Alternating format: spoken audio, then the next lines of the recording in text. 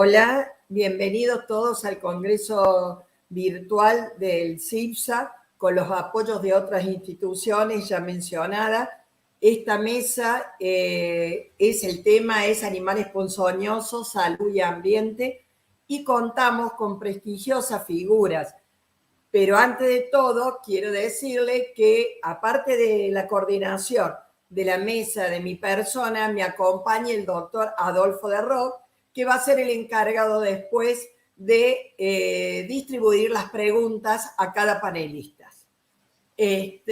Hoy tenemos el gusto, como dije recién, de contar con el doctor José María Gutiérrez de Costa Rica, con el doctor Tomás Orduna, argentino de Buenos Aires, con el doctor Gerardo Leinó, de la Universidad Nacional de Córdoba, también doctor, y con Lorena Silva, de Chile, del CITU y de la Universidad Católica de Chile. Ahora voy a dar comienzo al currículum de cada representante antes del video. Entonces, voy a leer el currículum del doctor José María Gutiérrez. El doctor José María Gutiérrez disertará sobre la situación de la producción de antivenenos en Centroamérica. El doctor es licenciado en microbiología por la Universidad de Costa Rica y doctor en ciencia fisiológica por la Oklahoma, USA. Trabajó durante 45 años en el Instituto Clodomiro Picado y en la Facultad de Microbiología de la Universidad de Costa Rica. Actualmente es profesor emérito de dicha universidad. Ha desarrollado múltiples investigaciones en los temas de venenos de serpiente y antiveneno, como los de mordeduras de serpiente, y ha participado activamente, ¿no es cierto?, en pregrado y posgrado de inmunología, patología celular, métodos de investigación y bioquímica. Se ha involucrado en proyectos internacionales de cooperación con el tema de envenenamiento ofídico. Es editor de la revista Toxicon y Plant Tropical Disease y ha asesorado a la Organización Mundial de la Salud y a la Organización Panamericana de la Salud. Es un honor tenerlo hoy, doctor José María Gutiérrez. Adelante. Muchas gracias por la invitación y muchísimas gracias al comité organizador. Es un gran gusto para mí estar presente aquí, compartir nuestras experiencias de Centroamérica y compartir con tan distinguidas y distinguidos colegas y con todas las personas que nos están viendo y escuchando. Muchas gracias por la invitación.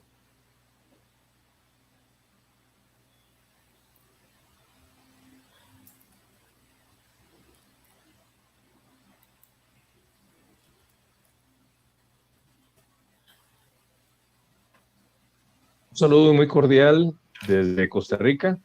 Mi nombre es José María Gutiérrez, trabajo en el Instituto Clodomiro Picado y me da mucho gusto presentarles el tema de producción y control de calidad de antivenenos en América Central.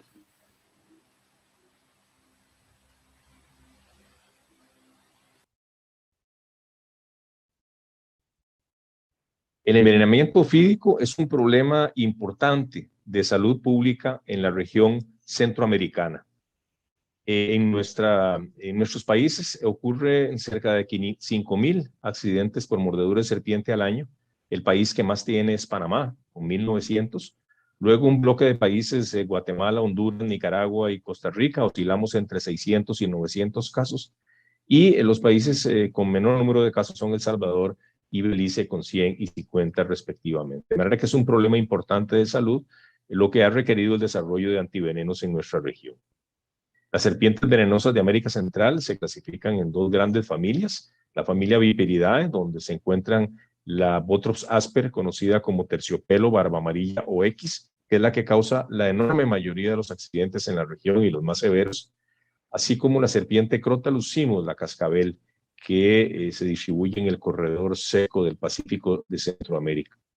En la familia Lapidae están las serpientes corales, que producen entre 1 y un 2% de los accidentes, y la más importante es Micrurus nigrocintus.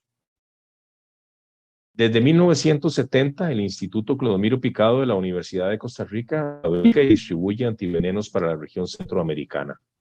Se producen dos tipos de antivenenos. El polivalente, que es eficaz contra las mordeduras de serpientes de la familia Viperidae, se fabrica utilizando los venenos de Botrops asper o terciopelo, Crotalus o cascabel y la Quesis muta o matabuey en la inmunización de los caballos. Este antiveneno, repito, es efectivo contra todos los venenos de serpientes de la familia Viperidae de la región.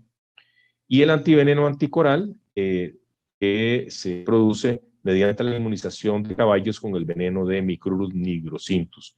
Es efectivo en los envenenamientos por corales. En la producción de antivenenos es fundamental como primer paso la obtención de venenos de muy buena calidad y con una buena trazabilidad, de manera que se evite la degradación proteolítica, para lo cual se efectúa un protocolo bien establecido y validado que incluye una rápida congelación de los venenos una vez obtenidos y la liofilización de los mismos para su estabilidad. Los venenos llevan un control de calidad que incluye la humedad residual, el patrón electroforético o cromatográfico y las pruebas de toxicidad, sobre todo la dosis letal media o DL50. Con estos venenos entonces se efectúa el proceso de inmunización en los caballos con inyecciones de dosis muy bajas de veneno a nivel subcutáneo en la región dorsal. Y es importante tener en cuenta que tanto la selección de estos caballos como su cuidado, manejo a lo largo de toda su vida y especialmente durante las inmunizaciones, tiene un control veterinario muy estricto. Los esquemas de inmunización han sido detalladamente investigados y se han ido mejorando con el tiempo, de manera que son esquemas que garantizan un buen título de anticuerpos sin que ocurran daños importantes clínicos en los caballos. Y por supuesto se monitorea la respuesta inmune a lo largo del proceso de inmunización. Al final del proceso de inmunización se efectúa la sangría, la obtención de volúmenes de sangre para la producción del antiveneno. La sangre se recoge en bolsas plásticas estériles con solución anticoagulante, se dejan sedimentar durante la noche y al final se separa el plasma que se deja en el laboratorio para la producción del antiveneno, y los eritrocitos se resuspenden en solución salina y se devuelven al caballo. El fraccionamiento del plasma se efectúa elaborando pools grandes de plasma de muchos caballos, y cada una de estas muestras de plasma lleva un control de calidad muy minucioso, de manera que se garantice que no están contaminados, que no son pirogénicos y que tienen buena apariencia, etc. Aquí también hay un proceso de trazabilidad de estos plasmas. Se almacenan en un cuarto refrigerado antes del fraccionamiento, y en todo este proceso se utilizan buenas prácticas de manufactura, siguiendo las guías de la Organización Mundial de la Salud para la producción de antivenenos. El proceso de purificación de los anticuerpos en nuestro instituto se hace mediante la adición de ácido caprílico o ácido octanoico al plasma a una concentración del 5%. Esto hace que precipiten todas las proteínas del plasma excepto las inmunoglobulinas. Entonces, ya sea por un proceso de filtración o un proceso también que se puede hacer de centrifugación, se colecta el sobrenadante o el filtrado que contiene los anticuerpos en una condición muy purificada, y el resto de las proteínas está en un precipitado. Una vez colectado el sobrenadante o el filtrado, se ajusta el pH a un pH neutro de 7, se hace una diafiltración para eliminar el ácido caprílico que se agregó para la precipitación, y se concentra de manera que se llegue a tener la potencia especificada para este producto. Esta solución de inmunoglobulina luego es formulada con la adición de fenol como preservante, de cloruro de sodio, etcétera, y se esteriliza mediante filtración por membranas para obtener un producto a granel que luego es envasado en viales de 10 mililitros de vidrio como producto final. El Instituto Clodomiro Picado produce para la región centroamericana antivenenos en 2 presentaciones, líquida y liofilizada. Como ustedes saben, la preparación líquida requiere ser almacenada mediante cadena de frío en temperatura de refrigeración, en tanto la liofilizada puede almacenarse a temperatura ambiente. No obstante, los estudios efectuados indican que las presentaciones líquidas son más estables de lo que se había asumido. Aún así, deben ser almacenadas en condiciones de refrigeración. Las preparaciones líquidas tienen una vigencia de 3 años y las liofilizadas de 5 años. Estos productos difieren en cuanto a su conveniencia y facilidad de uso. Es más fácil utilizar el suero liofilizado. Y en cuanto al costo, ya que el suero líquido, es más conveniente y más fácil en su uso. Y en cuanto al costo, es un poco mayor el costo del suero liofilizado por razones obvias. En la región de América Central hay países como Panamá, Costa Rica y Honduras que utilizan suero líquido, en tanto otros como Guatemala y Nicaragua prefieren suero liofilizado. Una vez producido y envasado el antiveneno, se efectúan pruebas de control de calidad siguiendo un protocolo muy bien establecido. Se utilizan pruebas biológicas, fundamentalmente la potencia neutralizante, es decir, garantizar que el antiveneno neutraliza la actividad letal de los venenos utilizando ratones como modelo. También se efectúa la prueba de patógenos y la prueba de esterilidad. En cuanto a pruebas químicas, se cuantifica la concentración de proteínas, cloruro de sodio, fenol, se determina el pH, se cuantifica el ácido caprílico y otras sustancias que se pudieron haber utilizado en la fabricación de este producto. Y también se hacen análisis para ver si hay agregados proteicos, que son análisis cromatográficos, análisis de solubilidad en el producto liofilizado, de humedad residual, también en el suero liofilizado, de turbidez y de apariencia visual de este producto. Una vez que se cumple con todas las especificaciones de control de calidad, el producto se distribuye a las instituciones de salud de la región centroamericana. En el Instituto Clodomiro Picado hemos efectuado muchas investigaciones nosotros y en colaboración con otros grupos para valorar la capacidad neutralizante a nivel preclínico de los antivenenos, no solo en cuanto a la neutralización del efecto letal, sino también en cuanto a la neutralización de otras actividades. En el caso de VIP son actividad hemorrágica, edematígena, coagulante, desfibrinogenante y miotóxica.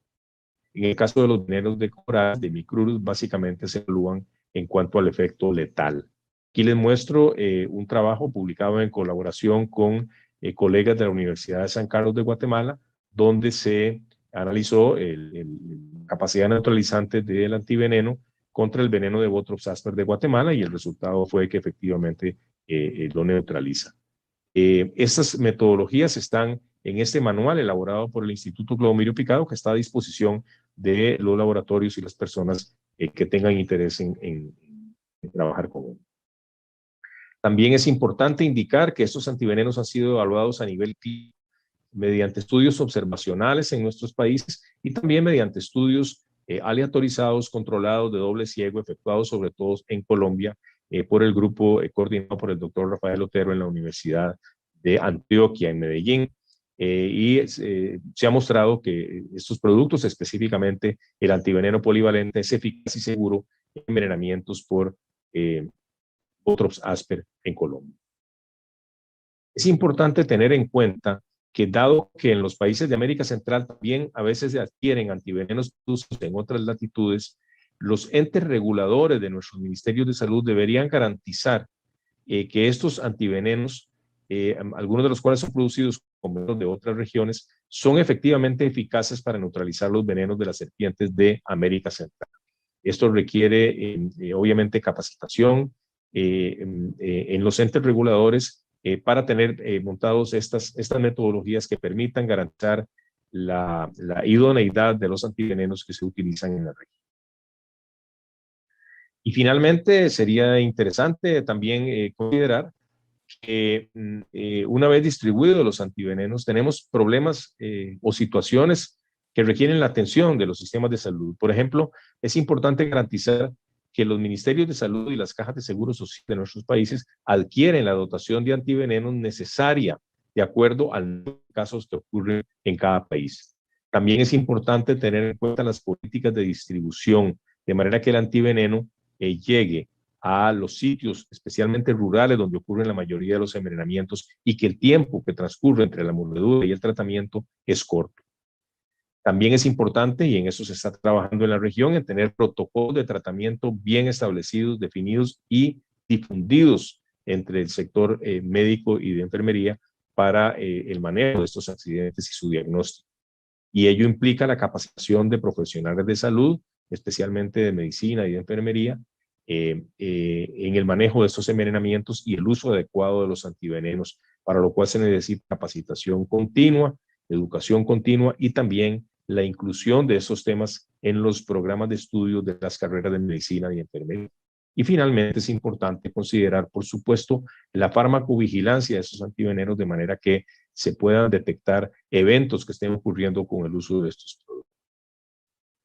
Llego aquí al final de mi presentación, no sin antes agradecer la invitación tan gentil de parte mía y de parte del Instituto Clodomiro Picado. Agradecemos mucho esta oportunidad y quedo en la mejor disposición para contestar preguntas o escuchar comentarios con respecto a esta presentación. De manera que nuevamente les envío nuestros saludos desde Costa Rica y gracias nuevamente por la invitación.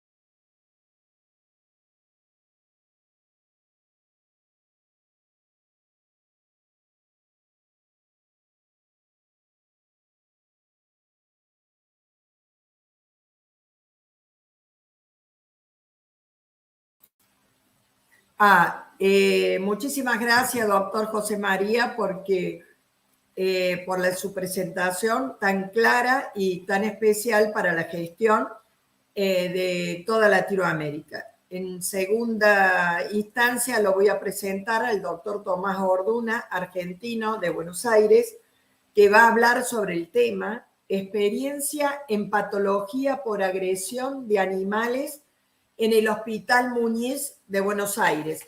El doctor es médico infectólogo, jefe del Servicio de Medicina Tropical y Medicina del Viajero del Hospital de Infecciosas Francisco Muñiz de Buenos Aires. Es miembro fundador y expresidente del SLAMBI, profesor de la Universidad Favaloro y de la Universidad de El Salvador, subdirector de la carrera médica de especialistas en enfermedades infecciosas de la Universidad de Buenos Aires y un colaborador y asesor permanente de los que estamos tanto en Córdoba como en otra provincia.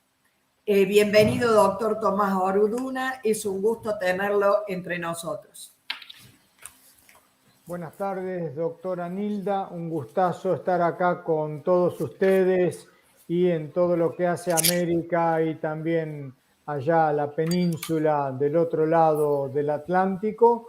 Es un honor para mí compartir esta tarde y esta charla y espero que pueda servir este paneo, este popurrí, como yo lo denomino, de nuestra experiencia aquí en el área metropolitana de la ciudad de Buenos Aires para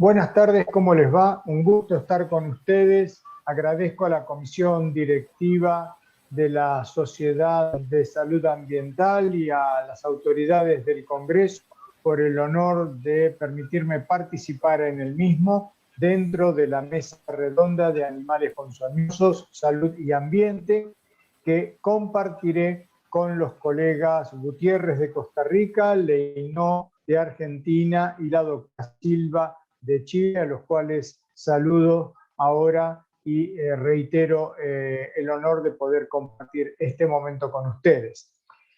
Mi tema es el de experiencia en patología por agresión de animales en el Hospital Muñiz de Buenos Aires. Así fue como lo pergeñamos junto con la doctora Nilda Gait y las autoridades del Congreso, dar una suerte de popurrí, si se me permite la expresión, para mostrar un poco desde un centro de referencia en la ciudad de Buenos Aires, capital de la República Argentina, que está inserta dentro de lo que llamamos el área metropolitana Buenos Aires, con alrededor de 15 millones de habitantes, de los cuales 3 millones viven en lo que es estrictamente la capital federal, la denominada Ciudad Autónoma de Buenos Aires, y el resto en ese gran conurbano bonaerense. Esto es 1/3 de la población del país, sería el área de influencia inmediata de nuestro servicio, dedicado a las patologías regionales, medicina tropical y medicina del viajero, y por supuesto después esto se extrapola por diferentes tipos de consultas, tanto in situ como consultas virtuales en la actualidad, anteriormente telefónicas, para todo el resto del país. A modo de introducción, quisiera definir algunas palabras que suelen ser muy utilizadas por nosotros dentro de lo que es nuestra asistencia en el cotidiano, referir a tener, de hecho, una sección dedicada a la zoopatología médica, esta denominación que colocamos allá en la década de los 80, con una creación de una sección particular llamada zoopatología médica. Esto todo conducido por la inteligencia y la capacidad de visión que tuvo mi maestro, nuestro maestro, el profesor doctor Olindo Martino, que fue un pionero de lo que hace al trabajo con las patologías generadas por agresión de animales, al igual que la medicina tropical dentro de nuestra institución, el Hospital Muniz. ¿Y qué es entonces la zoopatología médica?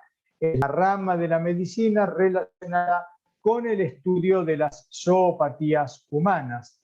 Y entonces habría que decir que son las zoopatías humanas, son los accidentes provocados por picaduras, mordeduras o el simple contacto con fauna terrestre o acuática. Toda vez que hay un momento en el cual puede haber una agresión, a partir de ahí denominamos zoopatías humanas y decimos que las mismas incluyen potencialmente la mordedura del animal humano. Por supuesto que las separamos habitualmente del resto de los animales terrestres y acuáticos, cada una de ellas, incluyendo la mordedura humana, con un abordaje que debe ser tenido particular, de acuerdo al tipo de lesión que se produce, etc.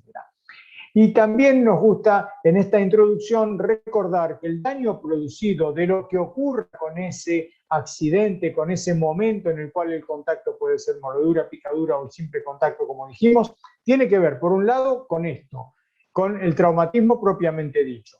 No es lo mismo una picadura de un mosquito anófeles que una mordedura de un león en la pantorrilla. Evidentemente, el traumatismo propiamente dicho genera ya daño de diferente magnitud. El tipo y cantidad de veneno inoculado, si se trata de animales venenosos, por supuesto, puede ser un veneno proteolítico, puede ser un veneno hemolítico, puede ser un veneno que genere neurotoxicidad. Y también es la cantidad, de acuerdo no solo al tipo de fisiopatología que puede disparar, sino a la cantidad de ese veneno. La respuesta inmunoalérgica.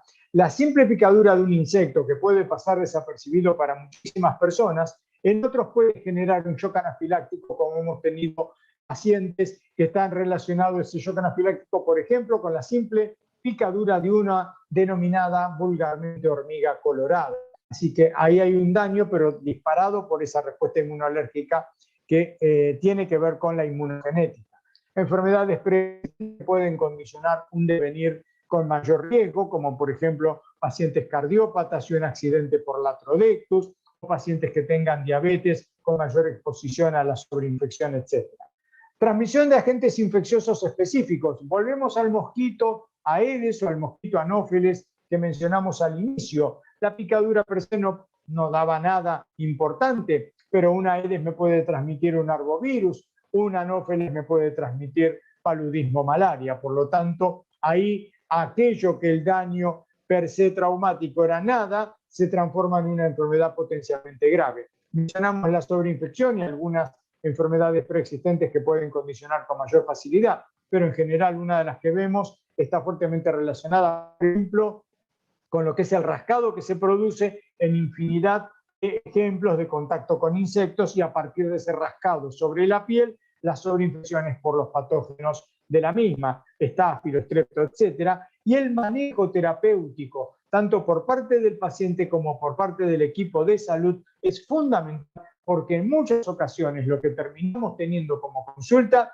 está generado por el daño producido en esa suerte de manejo terapéutico, por ejemplo, folclórico, o en ocasiones incluso con errores cometidos por parte del equipo de salud ante el no conocimiento y reconocimiento de cómo tratar este tipo de accidentología, este tipo de daño.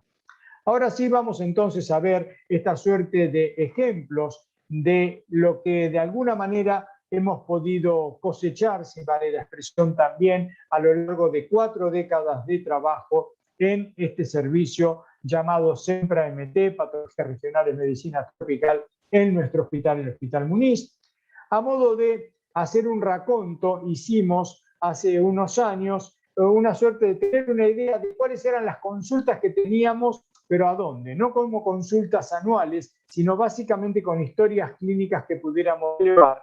Y entre el año 81 y 2011 teníamos acumuladas 3.030 historias clínicas que son una muestra del total, porque lamentablemente por diferentes razones, incluyendo la organicidad, incluyendo la capacidad de tener recurso humano en algunos momentos en número suficiente, esto es lo que pudimos depurar en aquella, insisto, raconto que hicimos en el año 2013 o 2014 más o menos, y sobre esos 3.031 historias clínicas, lo que vimos es que alrededor de 100 casos por año tenemos como historias clínicas en nuestro servicio. ¿Y qué es lo que hemos visto cuando vemos algún otro sesgo, por ejemplo acá entre el 97 y 2006, que fue otro corte que se había realizado, pero que sirve como muestra para ver que podemos tener que la mitad de los casos están asociados con el contacto con insectos, con las picaduras de insectos. En definitiva, la mitad ocupa entonces en esa consulta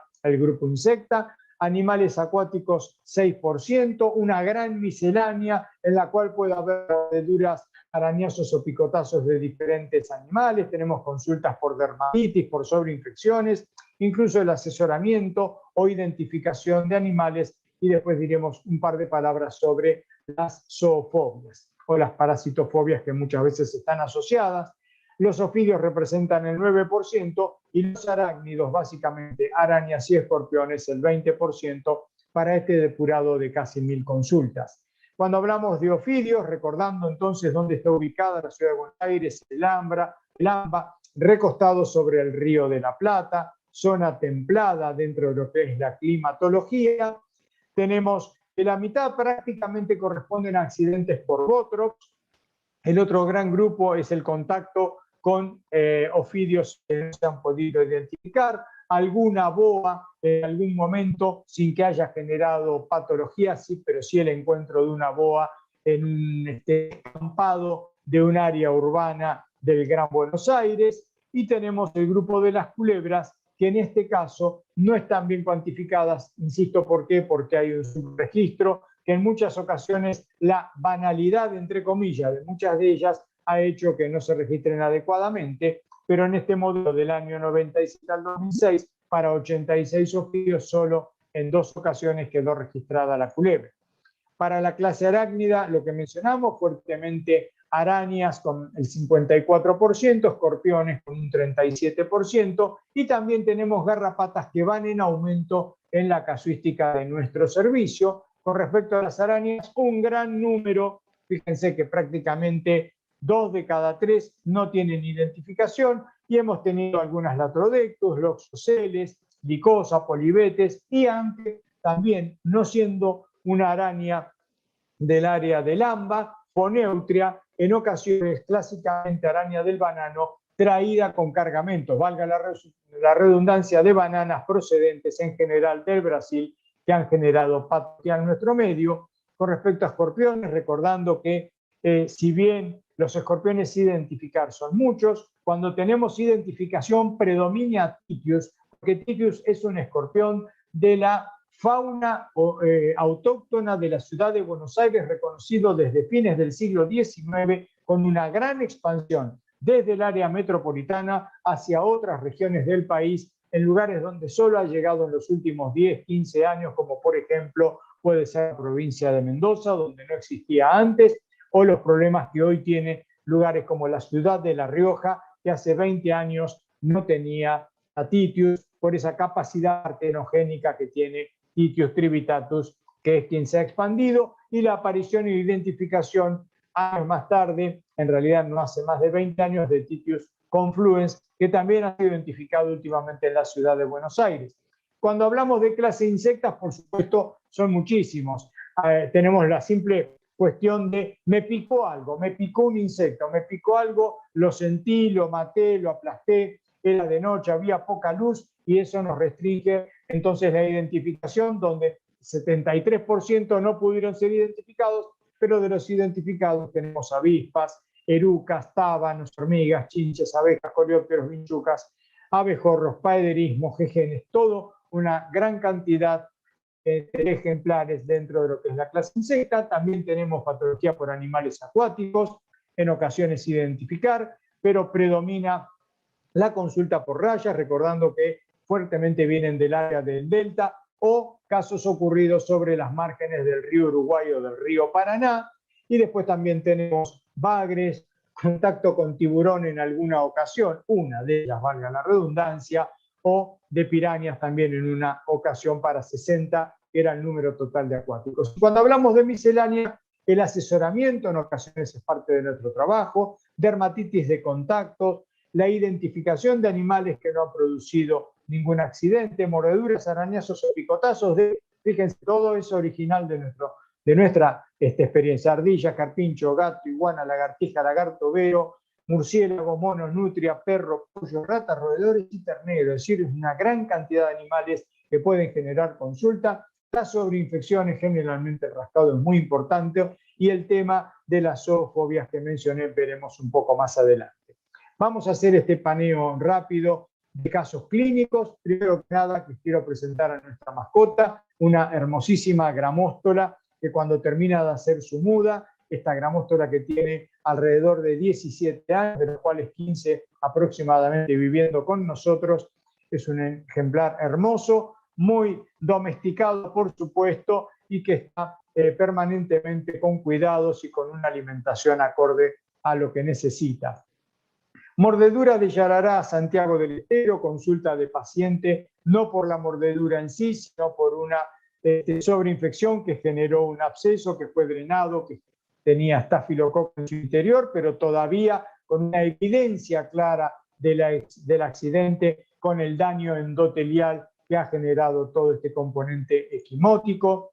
Mordedura de Yarará, originaria de la ciudad de Buenos Aires, en la zona costanera, cerca del aeroparque de la ciudad. Fíjense el sangrado con hemorragia, o en el lugar en donde en otra institución le habían dado un corticosteroide inyectable en el glúteo. Así se presentó alrededor de 2 horas después a la consulta.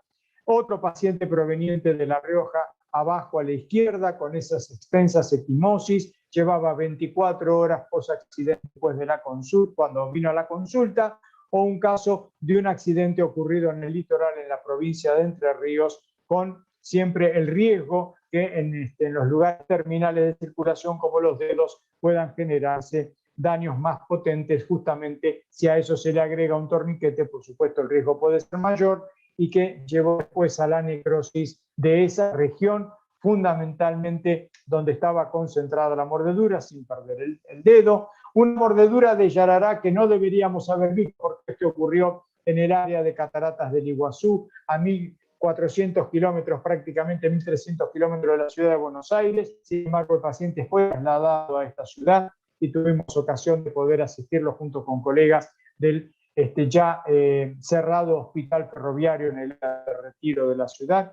Un paciente con un componente importante, sistémico, grave, ¿sí? Con trastorno de coagulación, en realidad era incoagulable. Sabemos que acá tenemos toda la cascada de la coagulación con ese gran consumo protrombina-like, y que termina generando también lo que es la extravasación sanguínea asociada fuertemente con el componente endotelial. Un paciente que estaba en la terapia intensiva, un cuadro de mordedura potencialmente muy grave por ocurrir en extremidad cefálica. Acá se ve el lugar en el cual este muchacho, en el área de Avellaneda, aquí solamente a 8 o 9 kilómetros del lugar en el que estoy dando esta charla, cayó sobre una zona de pajonales ribereños y fue mordido por una yarará. Fue internado posteriormente de pasar por nuestro hospital en la Casa Cuna en terapia intensiva de la ciudad de Buenos Aires, anduvo muy bien.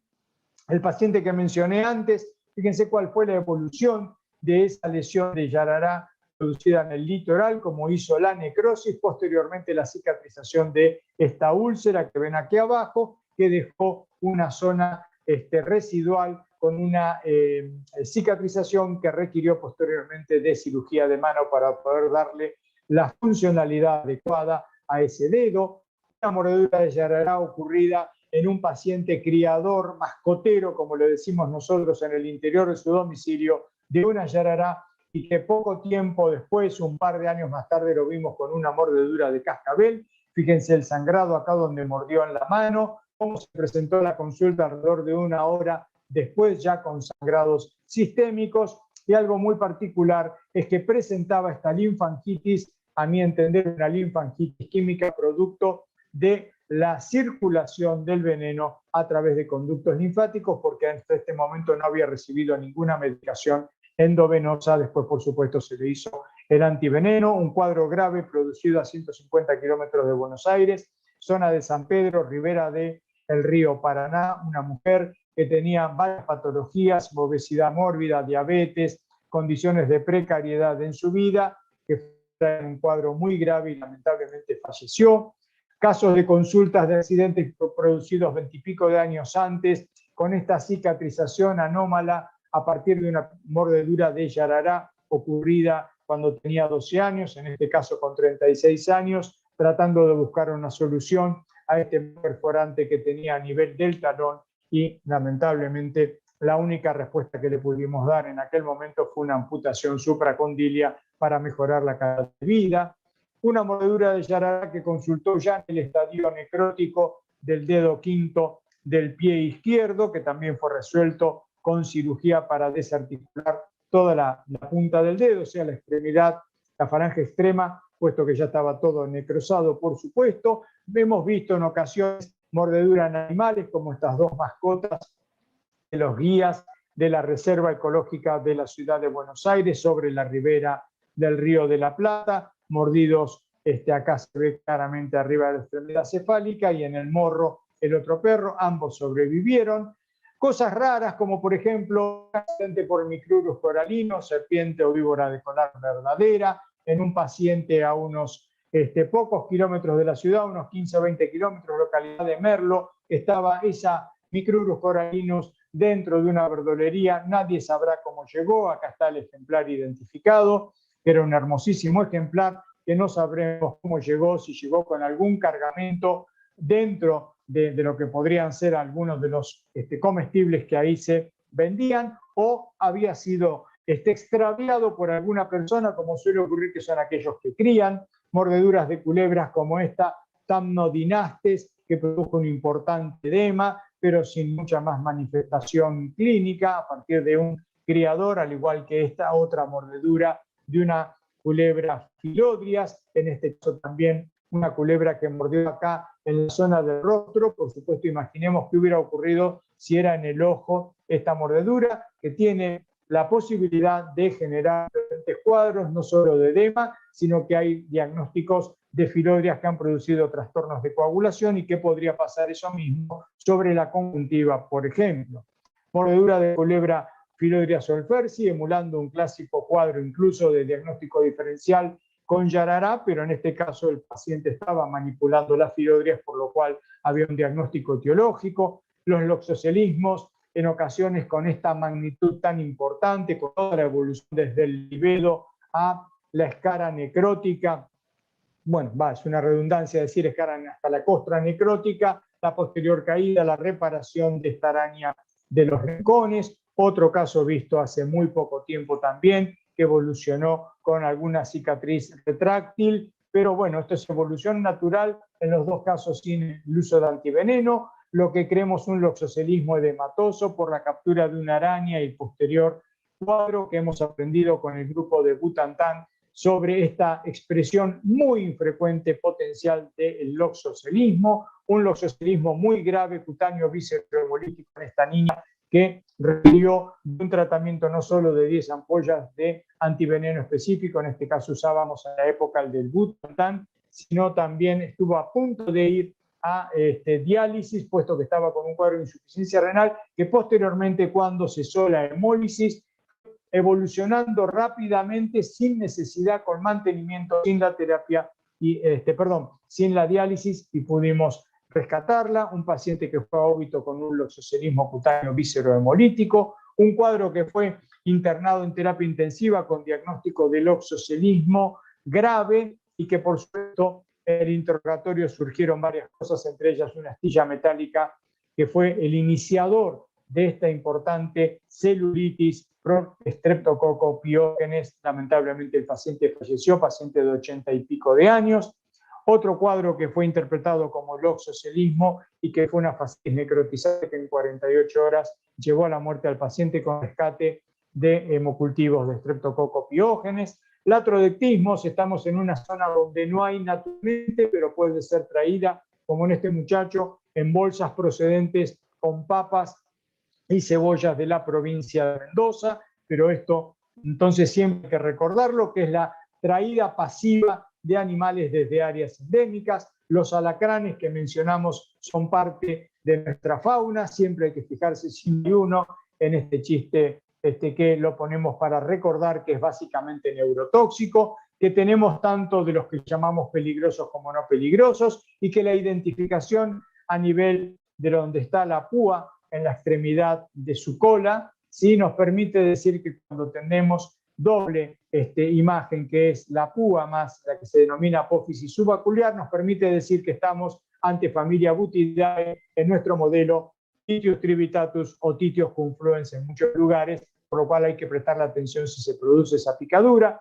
Picaduras de hormigas con cuadros graves como el que vemos aquí abajo a la derecha de hace muchos años, con necrosis después de picaduras de muchas hormigas en una plaza, el edema bipalpebral o el edema acá en la región del dorso, en este caso era mi hija, picaduras de abejas con los componentes equimóticos, el componente inflamatorio, edematoso, lo mismo con picaduras de avispas o picaduras de abejorro, ¿sí? Como vemos acá, ocurrido en el parque que está frente a nuestra institución, las picaduras de jejenes con las diferentes evoluciones de acuerdo a la respuesta del individuo, la posibilidad de sobreinfecciones específicas como este erucismo complicado con sobreinfección por nocardia y la identificación de Optomeris como el género especie Milisoide, que es quien produjo ese accidente que mostramos, coletazos de raya fluvial con la posibilidad de la evolución a importantes lesiones necróticas y después la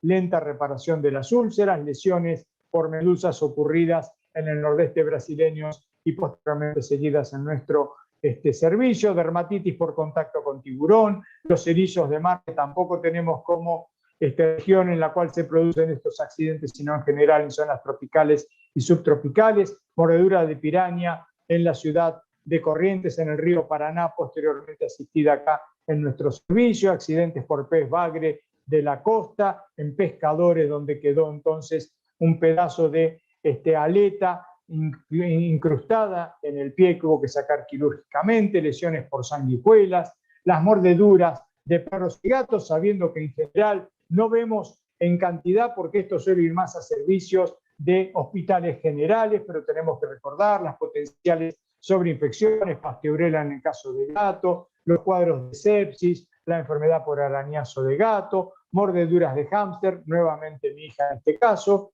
erucismos variados, no tenemos lonomia en nuestro medio, mordeduras de iguana complicada con esporotricosis, mordedura de cachorro de león, que por suerte no arrancó como podría haber ocurrido los gemelos Intoto, y una gran cantidad de animales, como mencioné. Por lo tanto, tenemos entonces esta oferta de un servicio en el cual trabajamos para tener siempre el mejor conocimiento, el mejor abordaje y de alguna manera poder eso también transmitirlo. Tenemos entomofobia, aracnofobia, que en general trabajamos en conjunto con el servicio de psiquiatría. Entonces hacemos asistencia, como verán, hacemos mucha docencia y la investigación es un área de mucho menor desarrollo. Fue más importante en la década del 70 y de los 80. Ahora estamos más concentrados en asistencia y docencia, docencia para el equipo de salud y educación para la salud comunitaria, en las diferentes posibilidades que nos da para el equipo de salud, al igual que para la comunidad. Y bueno, lo llevamos cuando hemos podido en algunos lugares, incluso fuera de nuestro país, como acá trabajando en educación para la salud a nivel del Amazonas, en 2 momentos en que hemos podido trabajar para la comunidad. Nada más, muchas gracias por su atención.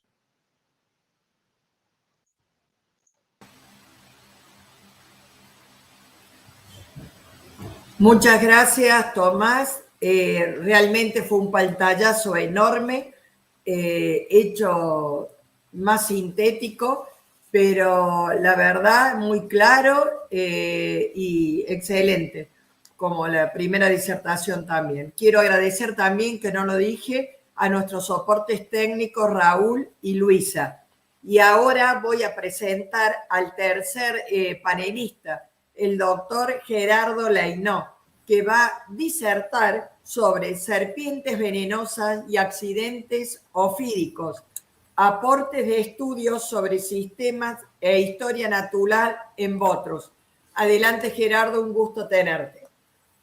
Gracias, Nilda, gracias al comité organizador de este evento, que me hace partícipe del mismo y con la posibilidad de compartir con personalidades tan prestigiosas en esta mesa redonda. Lo que le voy a compartir es una contribución que se hace desde las ciencias naturales, desde la biología, la importancia que tiene conocer la biología de las especies venenosas, la importancia que tiene conocer o determinar precisamente la taxonomía, la sistemática y cómo se organizan estos sistemas en la salud pública. Eso es un poco lo que trata la charla y trata también de experiencias propias hechas en mi grupo de trabajo. Así que espero que lo disfruten.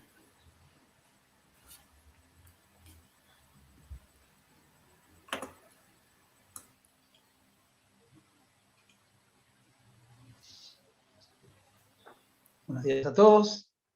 Esta ponencia lleva por título Serpientes venenosas y accidentes ofídicos, aporte de estudios sobre sistemática y ecología de potros. La mordedura de serpientes venenosas es una enfermedad tropical, principalmente tropical o subtropical, ciertamente desatendida, que anualmente provoca cientos de miles de muertos, o dolencias físicas y mentales como consecuencia de esas mordeduras, prácticamente en todo el mundo. Principalmente o con más énfasis en aquellos países en vías de desarrollo. Muchos trabajos recientes señalan la existencia de datos insuficientes sobre algunos aspectos vinculados a esta problemática, como la relacionada con la variación espacial en el riesgo de mordeduras, la incidencia, la vulnerabilidad humana y la accesibilidad al tratamiento médico, en algunos casos. Hemos visto en los últimos años una creciente publicaciones de estos aspectos vinculados con los accidentes ofídicos. Acá hay algunos ejemplos de revistas prestigiosas que habitualmente tratan sobre venenos de serpientes o particularmente sobre accidentes ofídicos, que algunos de estos temas están teniendo mayor preponderancia. Básicamente la identificación adecuada de las especies responsables de los accidentes ofídicos y sobre todo el conocimiento de su biología, de su ecología, de algunos aspectos de su historia natural, resultan fundamentales para entender la problemática, cómo atenderla y cómo atacarla para minimizar el riesgo de accidentes. Ahora, ¿qué importancia puede tener conocer la diversidad de las especies que provocan accidentes o conocer su ecología, ¿no?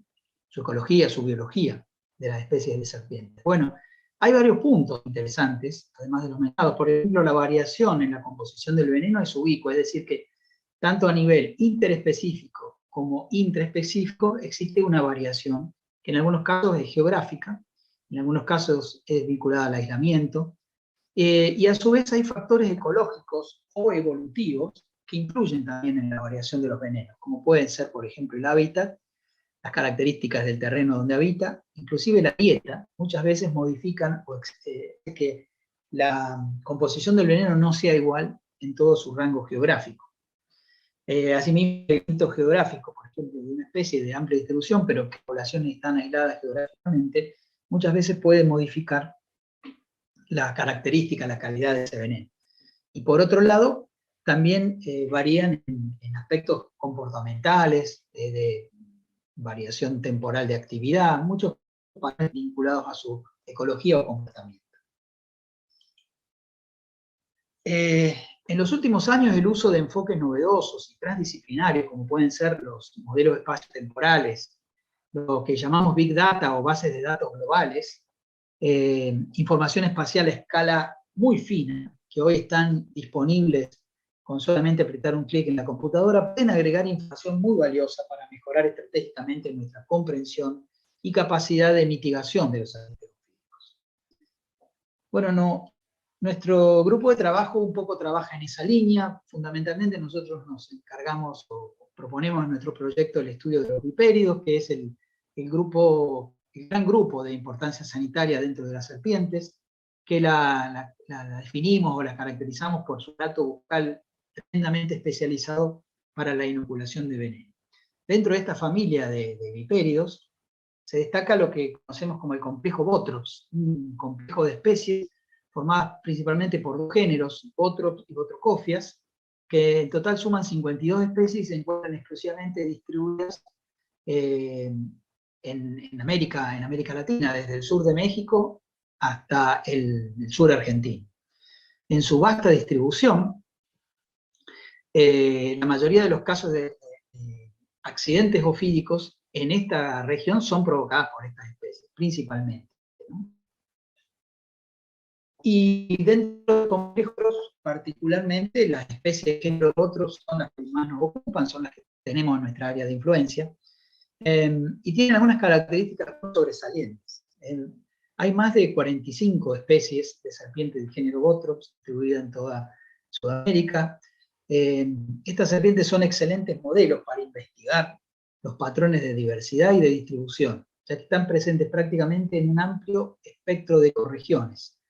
Encontramos serpientes de género Botrops desde regiones tropicales y templadas hasta regiones áridas, como por ejemplo en la Patagonia Argentina, desde el nivel del mar hasta más de 3.500 metros de altitud en algunos sectores de la precordillera o cordillera de los Andes, lo que constituye entonces un grupo de una alta diversificación, donde hay especies adaptadas a distintos tipos de ambientes. Su gran diversidad se refleja en sus diferentes coloraciones, morfologías y características corporales. Asimismo, en sus distintos micro y macro hábitat, e inclusive las dietas que constituyen su alimento, ¿no? Hay especies de Botrops que se especializan en comer un grupo particular de vertebrados, como roedores, mientras otras tienen una dieta un poco más amplia, más oportunista, incluyen lagartos, anfibios, inclusive hay algunas especies que se especializan en comer aves, por ejemplo.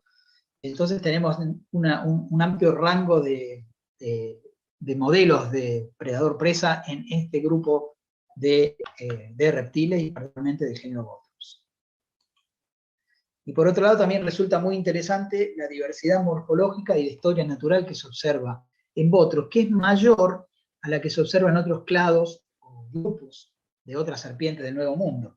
Esto brinda una oportunidad interesante para explorar las causas históricas de esta diversificación, es decir, cómo a lo largo de la evolución fueron se dando los distintos factores que hoy nos encuentra con esta gran diversidad de especies de género Botrops. Recuerden que las especies estas conquistan o se desplazan a lo largo de todo el continente sudamericano después del levantamiento de los Andes.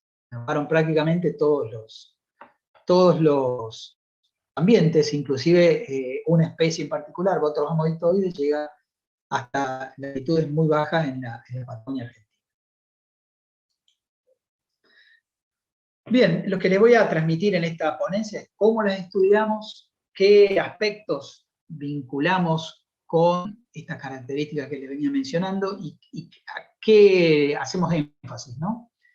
Lo primero quisiera destacar la notable importancia que tienen las colecciones biológicas, donde se almacenan los especímenes que son encontrados muertos, que son encontrados en lugares recónditos, que son almacenados por investigadores o especialistas para su estudio. La importancia de estas colecciones, en algunos casos, data de ejemplares que se han recolectado a principios del siglo pasado, son la base fundamental para el estudio de este tipo para este tipo de estudios, ¿no? Sobre todo que están disponibles para estudios científicos y la mayoría de las universidades, colecciones biológicas de institutos, normalmente guardan un acervo biológico muy importante que, de acuerdo a cómo estén catalogados y almacenados, facilita su estudio y comprensión. Ahora bien, ¿qué información podemos tomar de esto? En primer lugar, bueno, se pueden analizar la diversidad de coloraciones, la diversidad de dibujos. Esto nos permite ver la gran diversidad que existe en los distintos patrones a lo largo de las distintas especies, tanto de la cabeza, de los cráneos, inclusive de los hemipenes, las estructuras reproductivas copulatorias de los machos de las serpientes, son muy utilizadas en sistemática porque tienen características propias de cada una de las especies. Bueno, y por último, y estudios más recientes, a través de la genética molecular, es otra herramienta más que suma a analizar la diversidad de especies o las relaciones de distintas especies o las variaciones que existen dentro de un mismo clado o una misma especie. Esta es la primera parte. La primera parte principalmente incluye los estudios morfológicos vinculados a las características externas que se reflejan o se presentan en los animales que analizamos. Esto ha llevado a que, bueno, dentro del grupo nuestro de trabajo hemos concluido hace unos años un trabajo donde expresa las relaciones evolutivas que hay entre las especies, una propuesta de rearreglo taxonómico, es decir, cómo están las distintas especies a lo largo de la diversidad de Botrops, emparentadas unas con otras, ¿no? Esto es un poco lo que refleja este árbol de clasificación. Es actualmente el trabajo que es utilizado por Reptiles Database para la clasificación de las especies, que utilizaba en la mayoría de los trabajos la nomenclatura que se definió en este trabajo. Del mismo modo, analizando las colecciones, muchas veces es posible ampliar las distribuciones que tienen las especies, ampliar el conocimiento, ¿no? No ampliar las distribuciones. Por ejemplo, este caso de Botrops jonathani, una especie de serpiente que se encuentra presente en Bolivia, en Perú, y no se conocía para Argentina. Básicamente estaba almacenada en las colecciones propias de Argentina, pero estaba catalogada como otra especie. Principalmente como los especímenes de Botrops jonathani estaban catalogados como Botrops alternatus. Entonces, viendo las colecciones, analizando los caracteres de las escamas, las formas de la cabeza, los dibujos y los diseños, se pudo llegar a la conclusión de que muchos de los especímenes que estaban en colecciones como capturadas o localizadas en localizaciones de la República Argentina eran otra especie. Esto tiene mucha importancia porque le agrega una nueva especie venenosa al país de la que prácticamente no se conocía nada.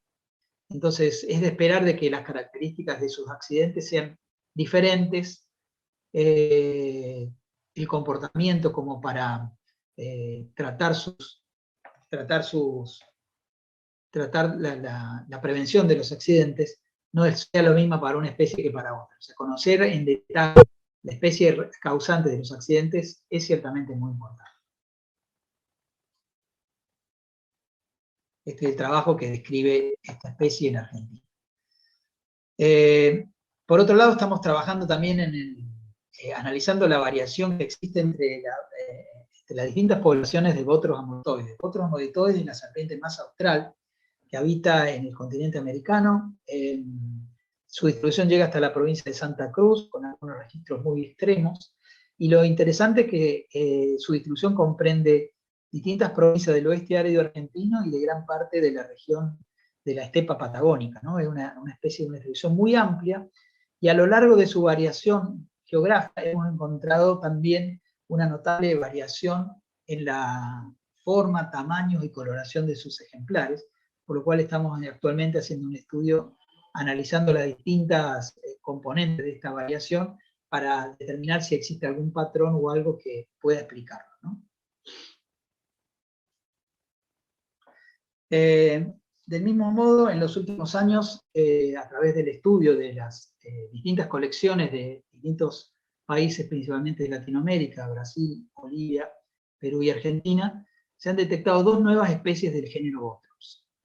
Una de ellas es Bothrops sonene, es una especie del género Bothrops de un sector particular del vecino país de Perú, en la cual por en registros de especímenes se pudo detectar la presencia entonces de una nueva especie del género Bothrops. Esta es una serpiente de lo que se conoce un lugar recóndito en Perú, de llanuras inundables, llamado Pampas de Het, y bueno, esta entonces es una nueva especie para la fauna de Bothrops sudamericana.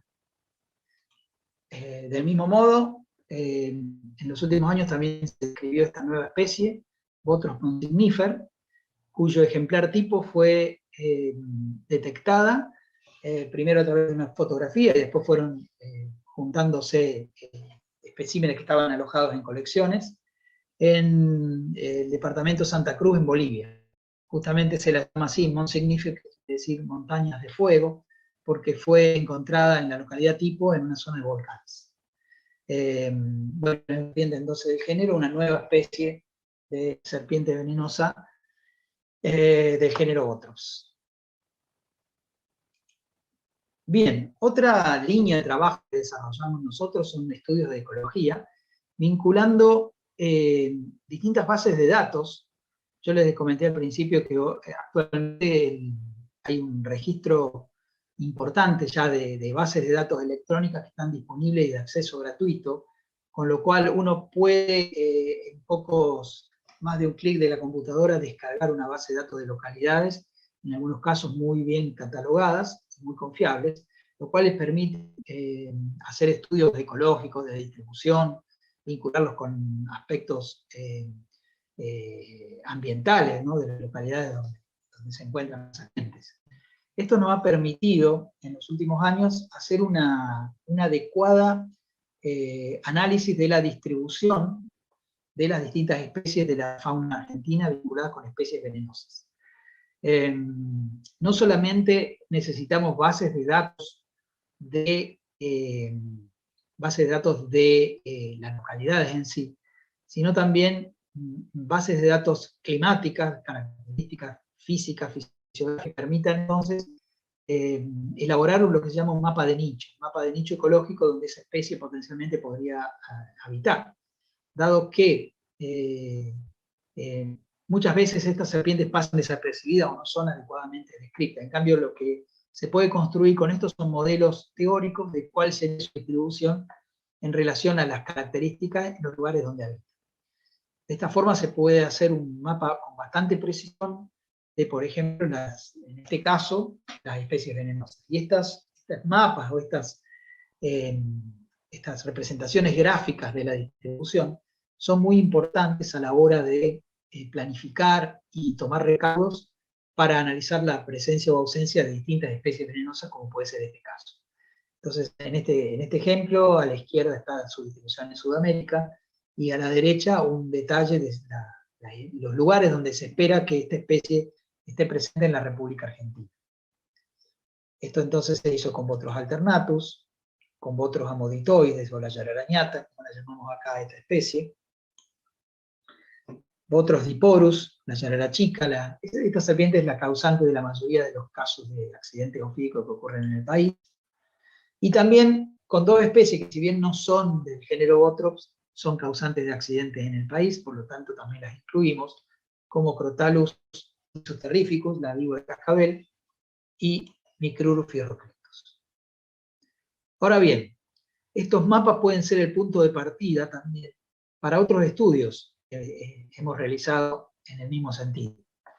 Siguiendo una línea que también se ha incrementado en los últimos años, que es la de analizar la variación que existe entre los escenarios climáticos pensados en el futuro, vemos que en las últimas décadas varios estudios han identificado que los cambios inducidos por las emisiones antropogénicas de gases de efecto invernadero ya causó, muy probablemente, los estudios bastante negativos en ese aspecto, continuará causando cambios en la distribución de las especies. O sea, ya es muy probado en algunas especies puntuales que los efectos del cambio climático están corrientes en muchas especies. Así que esto también es un aspecto interesante a tener en cuenta, ya que muchas especies que son causantes de accidentes, bien pueden retraer su distribución o, en el peor de los casos, modificarse y aumentarse y llegar a zonas donde actualmente no había. Esto puede ser un punto de vista muy interesante para tratar y planificar acciones de prevención. En ese sentido, hace unos años hicimos un trabajo utilizando los mapas que les mostraba anteriormente y extrapolándolo a diseños climáticos en el futuro para ese ambiente. En este caso hemos detectado prácticamente en las 5 especies de serpiente venenosa que tenemos en el país, que existe una relocalización, ¿no?, de las áreas de distribución, con las áreas rosas, que están pintadas de rosas en la figura, hay una especie de retracción, o sea, hay como un corrimiento hacia el sur en la mayoría de los casos, y un aumento de su distribución hacia el sur, que son las áreas pintadas de color claro. Bueno, estos son algunos de los trabajos que realizamos en nuestro grupo de trabajo, en el Centro de Zoología Aplicada, además de aspectos vinculados a la difusión de estas problemáticas. Las líneas de investigación científica que llevamos tienen, si bien tienen un fuerte componente en el estudio ecológico de las especies, en el estudio taxonómico y en el estudio sistemático, yo intenté en esta charla qué interesante o qué importante es vincular aspectos teóricos de la biología con aspectos médicos más clásicos para utilizarlos justamente en la prevención de los accidentes y la planificación adecuada de la distribución de los antivenenos. Bueno, mi grupo de trabajo, trabajamos en el Centro de Zoología Aplicada, una institución de la Facultad de Ciencias Exactas, Físicas y Naturales de la Universidad de Córdoba, en la ciudad de Córdoba, Argentina. Ese es mi correo electrónico para contactos posteriores. Muchas gracias. Muchísimas gracias, Gerardo. Muy actual tu trabajo. Es un trabajo muy importante. Quiero recalcar que no lo había dicho, es docente investigador de la Cátedra 1 de la Universidad Nacional de Córdoba y del CONICET, Centro de Zoología Aplicada, Instituto de Diversidad y Ecología Animal. Es profesor adjunto en la asignatura de Ecología y Biología de Conservación y es docente de curso de posgrado. Producción científica en 50 artículos y más de 100 presentaciones en congresos y en jornadas, con el tema vinculado a serpiente y biología de conservación. Director de 8 tesis doctorales, 5 en curso y 9 tesis de maestría. Y es un asesor permanente de los toxicólogos de Córdoba, que lo llamamos a cualquier hora. Y él siempre nos contesta con su gentileza y su respeto. Gracias entonces, Gerardo, por esto. No, gracias a ustedes. Y es un gusto atender tus consultas, Nilda. Bueno, ahora recibimos a la doctora Lorena Silva, que disertará sobre el Centro de Información Toxicológica de la Pontificia Universidad Católica de Chile entre los años 2018 y 2020. Muy querida esta institución por nosotros, que hemos tenido el privilegio de haber estado ahí con el actual ministro de Salud y el jefe de gabinete de Chile. La doctora Lorena Silva es coordinadora del Centro de Información Toxicológica de la Pontificia Universidad Católica de Chile. Con más de 12 años de trayectoria, ha liderado exitosamente el desarrollo de un sistema de base de datos de registro de exposiciones, tanto a sustancias tóxicas a nivel local como regional. Química farmacéutica de la Universidad de Concepción. Es diplomada en toxicología clínica. Es máster en toxicología y evaluación de riesgo de la Universidad de Valencia. Es miembro de la Sociedad de Toxicología del Chile Sotox. Un gusto tenerte, Lorena, aquí. Muchas gracias, Nilda. Agradecemos la invitación y feliz de participar en representación del Centro Toxicológico de la Universidad Católica en Chile, y también felices de poder compartir experiencias con estos excelentes, en este caso, personas que han participado en esta mesa, y también con todas las personas que están participando como oyentes. Así que los dejo con la presentación, que son los casos reportados en nuestro centro toxicológico vinculados a arácnidos. Si bien los arácnidos en Chile no es una temática de salud pública, sí representa una realidad local a nivel latinoamericano. Así que los dejo con esta presentación y espero que sea de su agrado. Gracias. Hola, mi nombre es Lorena Silva, soy químico farmacéutico y coordinadora del Centro de Información Toxicológica de la Pontificia Universidad Católica de Chile. Y hoy les vengo a presentar esta charla denominada Reportes de casos vinculados a arácnidos recibidos en CITUC entre los años 2018 y 2020. En Chile existe una cantidad importante de especies de arácnidos. Sin embargo, la gran mayoría de ellas no representa peligro de toxicidad, ya que no posee un veneno con actividad patógena para el ser humano. La mayoría de las arañas habitan los mismos espacios donde el hombre vive o desarrolla sus actividades diarias. Por tanto, las exposiciones a estos son frecuentes.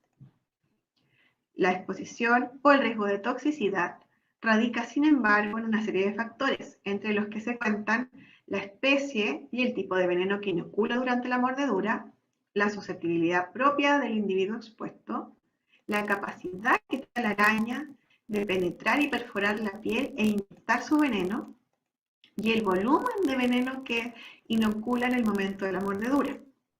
Por ejemplo, si el arácnido cazado recientemente va a tener mucho menos veneno que si se encuentra en un estado de ayuno prolongado. En Chile existe una gran cantidad de arañas no peligrosas que se denominan como en grupo arañas comunes, y se han descrito arañas peligrosas las especies pertenecientes a los géneros Loxosceles, Lactrodectus y otros géneros como la Estetoda, que también han sido considerados peligrosos en forma posterior. De todas las especies peligrosas en Chile, únicamente la Loxosceles laeta y la Estetoda nobilis son arañas sinatrópicas o asociadas estrechamente con las viviendas humanas. Por tanto, son las que podrían conllevar un mayor riesgo para las personas, y esto lo reafirma los casos recibidos en la Central de Emergencias Toxicológicas del CITUC. La araña Loxosceles laeta es una de las arañas más peligrosas presentes en el mundo y también en nuestro país. Su veneno tiene actividad patógena para el ser humano y posee una gran capacidad de penetración de la piel para inyectar el veneno. La araña adulta es de color café y mide aproximadamente entre 1 y 2 centímetros. A nivel del cefalotórax, desde el punto de vista morfológico, posee un aspecto piriforme con una forma de violín característico. Y otra forma representativa de discriminación es sus 3 pares de ojos dispuestos en forma de triángulo, como se ve en la imagen. Esta araña posee un veneno constituido por proteínas con un efecto cutáneo necrotizante, hemolítico, vasculítico y coagulante. Ya vive, como ya habíamos dicho anteriormente, en el interior de las casas, tanto a nivel urbano como a nivel rural, en lugares secos y oscuros, y en general es una araña poco agresiva. Ya normalmente muerde al ser humano cuando sale a alimentarse, normalmente en las noches, y cuando se ve expuesta a algún temor, ella se defiende y de esa forma muerde. Pero como toda araña es solitaria, territorial, cazadora, de hábitos nocturnos y con mayor actividad durante el verano. Es por eso que normalmente durante las épocas cálidas existen mayor cantidad de casos asociados a mordedura. Es una araña además muy veloz, se esconde de luz, el ruido, por eso también su nombre así asociado, araña de rincón. ¿Ya? El cuadro clínico está determinado por la extensión de la profundidad de la lesión, la cantidad de veneno inoculado y eventualmente el potencial paso del veneno hacia el sistema circulatorio con el posterior daño sistémico. ¿Ya? Sin embargo, dentro del cuadro clínico hay que discriminar dos cuadros clínicos asociados. Primero, oxocelismo cutáneo, que es el que se presenta en mayor incidencia, cerca del 85% de los casos hace el oxocelismo cutáneo. Y un porcentaje mucho menor, 15%, llega a desarrollar el oxocelismo cutáneo visceral, que es un cuadro bastante grave. En cuanto al oxocelismo cutáneo necrótico, ya dijimos que era el más frecuente, genera una lesión polimorfa y evolutiva en el tiempo. Normalmente las complicaciones pudiesen llevar a letalidad en el ser humano, pero la incidencia es baja, entre 1 y 3%. Genera lesiones desde una zona eritematosa hasta una amplia, extensa zona necrótica con ulceración. Un síntoma bien característico es el dolor inmediato y progresivo. Los pacientes incluso refieren despertar al ser mordido durante la noche. La lesión inicial entonces comienza con un eritema y va evolucionando hasta una decoloración violácea con una placa marcada livedoide, y posteriormente va evolucionando al desarrollo de vesículas, flictenas, bulas serosas o hemorrágicas. La lesión evoluciona posteriormente a una necrosis ya marcada entre el tercer y cuarto día. El proceso sigue entre el cuarto y séptimo día con la formación de una escara, momento en el cual el dolor comienza un tanto a disminuir, y posteriormente ya la evolución va hacia una costra, a la úlcera y a una posterior cicatrización. Por lo tanto, el cuidado de la herida es fundamental en estos casos. En muchas oportunidades, dependiendo de la extensión y la profundidad de la lesión, se requiere de cirugía reconstructiva con injerto.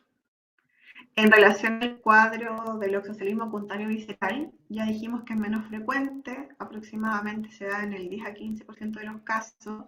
Sin embargo, la letalidad puede llegar hasta el 20%. Importante es que el tamaño y la profundidad de la lesión cutánea no se correlaciona con el riesgo de compromiso sistémico, ¿ya? Los primeros síntomas son asociados al progreso inflamatorio sistémico vinculado a la destrucción de los glóbulos rojos, y a la progresión de estos síntomas puede llevar hasta la falla renal. Es necesario controlar en estos pacientes un hemograma, donde buscamos anemia hemolítica, leucocitosis y trombocitopenia, y controlar orina, ya que ahí encontramos hematuria y hemoglobinuria. El cuadro puede llegar a ser bastante grave y provocar la muerte si no es tratado a tiempo, ya que el veneno, al llegar a la circulación sistémica, causa un cuadro asociado a hemólisis. Por su parte, la Lactrodectus mactan, también araña peligrosa en Chile, denominada viuda negra o araña del trigo, desde el punto de vista morfológico, la hembra mide entre 1.2 y 1.5 centímetros de largo. Tiene un color característico negro brillante, y en su abdomen y cara dorsal y cara ventral presenta una mancha de color rojo en forma de reloj de arena. Es predominantemente rural extraña. Su hábitat está constituida por zonas agrícolas, específicamente los campos de cultivo de trigo, alfalfa, lino. La encontramos entre medio de las zarzamoras. El incremento de las temperaturas ambientales en el verano aumenta las tasas de reproducción de las Lactrodectus. Es por eso que en general los casos se dan en esta época del año. La mayoría de los casos se presentan además principalmente en faenas agrícolas. Posee un veneno neurotóxico que libera una cantidad importante de neurotransmisores, especialmente la acetilcolina y la norepinefrina, lo que causa en gran medida los espasmos musculares y la hipertensión y taquicardia específica que presentan estos pacientes. En cuanto al cuadro clínico, los hallazgos varían desde un leve eritema hasta una lesión diana con un centro punteado central y un anillo eritematoso que lo bordea al extremo. ¿Ya? Puede producirse además pielorexia, diaforesis local en el sitio de la mordedura. El dolor es muy característico, comienza a aparecer en forma progresiva. Eso va sumando además calambres musculares, fasciculaciones. En casos graves, los pacientes desarrollan fuertes espasmos y dolores musculares, además las extremidades, el abdomen, el pecho, espalda y los glúteos. Además se suman otros efectos sistémicos, como por ejemplo compromiso gastrointestinal, mucha sudoración, taquicardia, hipertensión y la intensa contracción muscular lleva a los pacientes a un cuadro generalizado de radiomielitis. Es muy difícil en estos pacientes controlar el intenso dolor y la contracción muscular. Otros efectos menos frecuentes en estos pacientes son la leucocitosis, fiebre, delirio y en los hombres el priapismo. La Statoda nobilis es una especie de araña invasora nativa de las Islas Canarias que actualmente se reporta en toda Europa. Recientemente ingresa a Chile y se reporta en el año 2012. Esta araña se denomina viuda negra falsa, ya que tiene una neurotoxina y provoca un cuadro clínico similar a la Lactodectus. Sin embargo, el cuadro clínico es de mucho menor riesgo de toxicidad. El macho es mucho más pequeño que la hembra.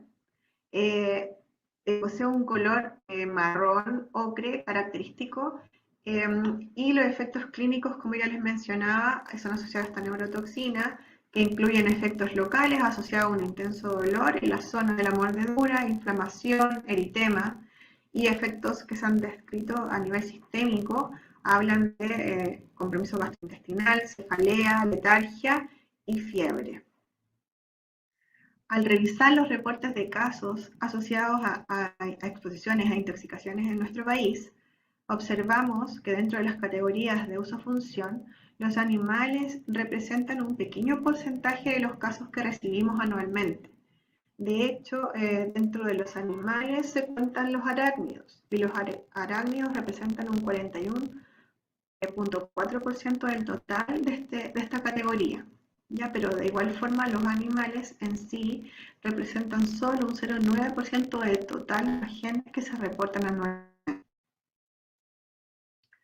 Al analizar los casos de los últimos años, observamos que hay una tendencia a la baja de los reportes de casos vinculados a arácnidos. De hecho, en el año 2018, en CITUC se reportaron 346 casos, en el 2019, 220, y en el año 2020, recién pasado, solo 164 casos.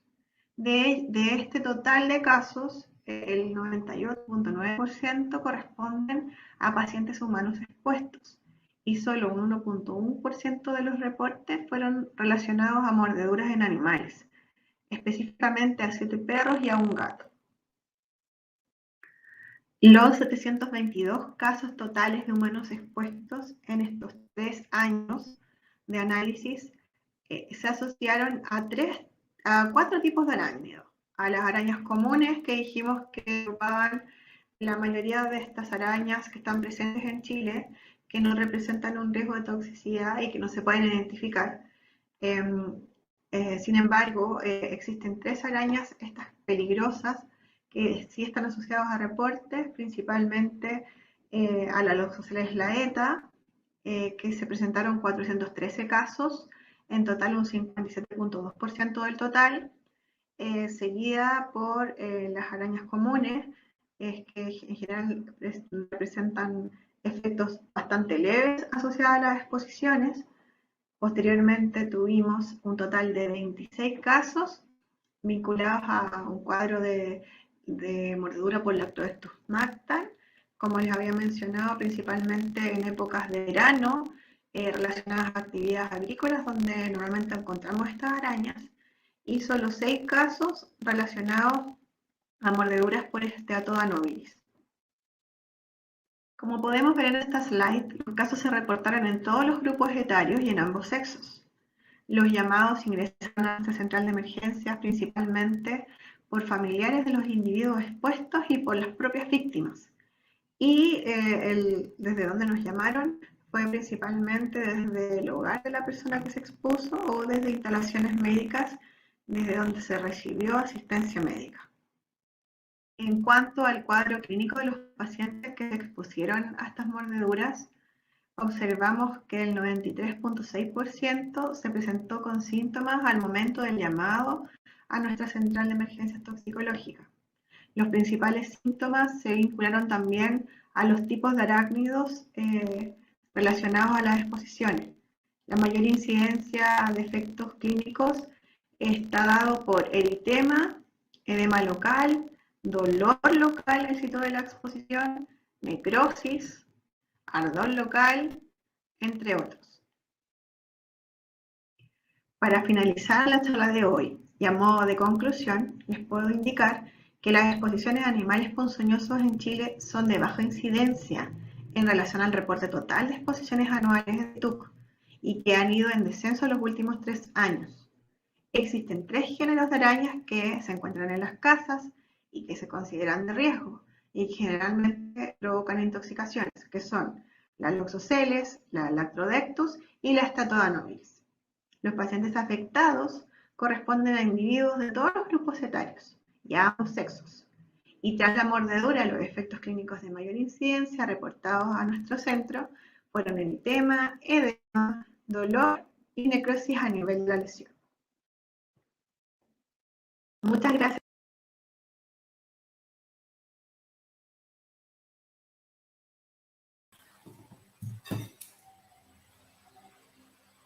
Muchas gracias, Lorena, por tu participación, por tu claridad.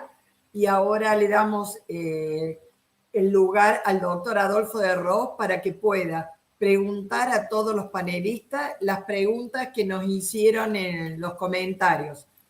Gracias.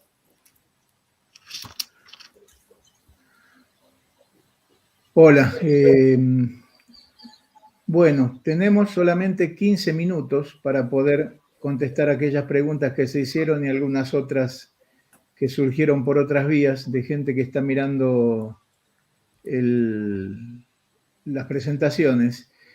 Algunas ya se contestaron en el chat, como la que preguntan qué ha cambiado para que hoy usemos más ampollas en los casos graves, tanto de escorpionismo como víboras, que pregunta José María Hernández. Acá el doctor Orduna respondió, leo lo que respondiste, Tomás. Mi respuesta en lo particular, no creo que estemos usando más dosis que 30 años atrás, por ejemplo. Seguimos guías en las dosis recomendadas que casi no han variado en medio siglo. No sé si tenés algo más que agregar a esa respuesta. No, en principio, no sé por qué le pareció esto al colega Hernández, pero la verdad que cuando uno hace 40 años está trabajando en el tema, y yo ya aprendí de guías anteriores, tanto acá como en el Brasil, al contrario, hemos reducido potencialmente el uso en casos leves y moderados de dosis para tratamiento de botropismo, a partir de los trabajos publicados en 1985 por la gente de Butantan, ¿no? 1995 de Butantan, con respecto a poder dar menos dosis en leves y moderados respecto de las históricas. Así que me parece que no. Y con respecto a escorpionismo o a tratar un loxocelismo, no he visto que haya habido cambios. Perdón, Tomás, no lo preguntó el doctor José María Ordóñez. Yo la pregunta se la hice para ver si ellos ahí tenían alguna diferencia. Okay. Clínicamente, hace 10 años nosotros utilizábamos muy pocas ampollas para la resolución. Hoy, tal vez sea que nos llegan un poco más tarde los pacientes, pero hemos tenido casos más graves. Por eso les preguntaba, si bien hacemos todos los protocolos de acuerdo a la nación y nos mantenemos de acuerdo a protocolos en conjunto, hemos tenido algunos casos que muchos decían que podía ser el cambio climático. Por eso era la pregunta si algo tenía que ver o no, o simplemente no, que era lo mejor el tiempo que se demoraba en traer el paciente, o alguna otra cosa. Yo le hice la pregunta porque pensaba que en Costa Rica podía haber alguna otra cosa, y bueno, pero gracias, Tomás, lo mismo. No. Tal vez si me permiten intervenir en este punto con nuestra experiencia. Más bien la tendencia en Costa Rica ha sido hacia una disminución y racionalización de un protocolo que ya tiene un soporte de la experiencia clínica. Mi experiencia ha sido que las ocasiones a donde se usa un exceso de antiveneno que se da, generalmente es cuando en personas o sectores donde digamos que el conocimiento del tema no es tan preciso y no se siguen al pie de la letra las recomendaciones oficiales de los ministerios de salud. Entonces hay más bien una sobredosificación, pero no basada en una experiencia clínica, sino basada más bien en un cierto desconocimiento. Eso es lo que me lleva a rescatar la importancia de la educación continua, de la educación permanente, del uso de protocolos nacionales y la difusión de esos protocolos. Gracias. Gracias a usted. Muy bien. Seguimos entonces, y ya hago una acotación yo, ya que estamos, que no todas las víboras muerden igual ni meten la misma cantidad de veneno. Claro. Hay que ver cómo se estadifica el cuadro clínico, ¿no? A veces un leve puede ser un moderado y un moderado puede ser un grave. A veces muerde una yarará de 70 centímetros, a veces una de 1,5 metros. Y también cuando llega el paciente, no es lo mismo que llegue a las 3 horas, lo que parecería un leve a las 3 horas puede ser un moderado o un grave a las 8 horas. Entonces, una serie de cosas para ver. Perdón. Seguimos con la otra pregunta que la contestaste vos, Chema, que habían puesto antibióticos. Se ve que se equivocó quien lo escribió, después te ha corregido antibotrópico, que dice, tengo una pregunta. ¿Cuál es, en su opinión, sobre el uso de suero antibotrópico en los casos más graves de accidentes con serpientes opistoglíficas, puso Phyllodia solfersi? Y vos contestaste, después agrega, en Brasil algunos médicos han aplicado suero antibotrópico en accidentes más graves con Phyllodia. Tomás, comentas que vos no tenés experiencia, y por abajo estaba tu respuesta, Chema. Acá está, dice, no hay evidencia clínica de la eficacia de suero antibotrópico en envenenamientos por serpientes de colúvidas opistoglifas. Por lo tanto, en los manuales de tratamiento no se recomienda el uso de suero botrópico en estos envenenamientos. El manejo debería ser sintomático y no empleando antivenenos. Concuerdo totalmente. ¿Querés ampliar algo, Chema? No, básicamente sería eso, ¿verdad? No hay evidencia de que haya reactividad cruzada ni protección de sueros botrópicos contra venenos de opistoglifas. Los estudios más recientes de composición de venenos de colúbridos opistoglifos lo que muestran es una variación enorme en la composición de los venenos, con tipos de toxinas incluso novedosas y diferentes, y por lo tanto no hay esa reactividad cruzada del suero antibotrópico. Yo agregaría además que en general en nuestro continente, incluso en casos de Phyllodia, los envenenamientos no son envenenamientos severos, ¿verdad? Por opistoglifas. Por lo tanto, el manejo sería un manejo sintomático de acuerdo al edema local, al dolor, etcétera, la posibilidad de infección, pero no con antiveneno. Perfecto, muchas gracias, Chema. Siguiendo con las preguntas que llegaron aquí al chat, hay uno que habla de respuestas taxonómicas, sobre taxonomía, que es para vos, Gerardo. Sí. Y que leo la pregunta, dice, ¿en qué regiones de América del Sur hay más disputas taxonómicas para las serpientes de Botrops? A lo que respondiste, tal vez en los sectores comprendidos entre Perú y porque son o relevados por la complejidad geográfica que posee. ¿Querés agregar algo? Sí, es relativa, ¿no? La respuesta puede ser una opinión más bien personal, pero ciertamente que se hayan descrito nuevas especies da un poco la idea que todavía hay algo de desconocimiento de la fauna de víbora, de serpientes venenosas de esa zona, de Bolivia, de Perú, y puede ser una de las razones esa, que sean poco estudiadas por la complejidad geográfica que tiene, la falta de acceso en muchos casos, el desconocimiento de la fauna que tienen ahí. Así que me parece que por ese lado podría ser la respuesta. No pasa lo mismo en Brasil, por ejemplo, que se conoce muchísimo más, hay más investigadores, hay más acceso a mucha información. Así que eso puede ser una respuesta. Perfecto.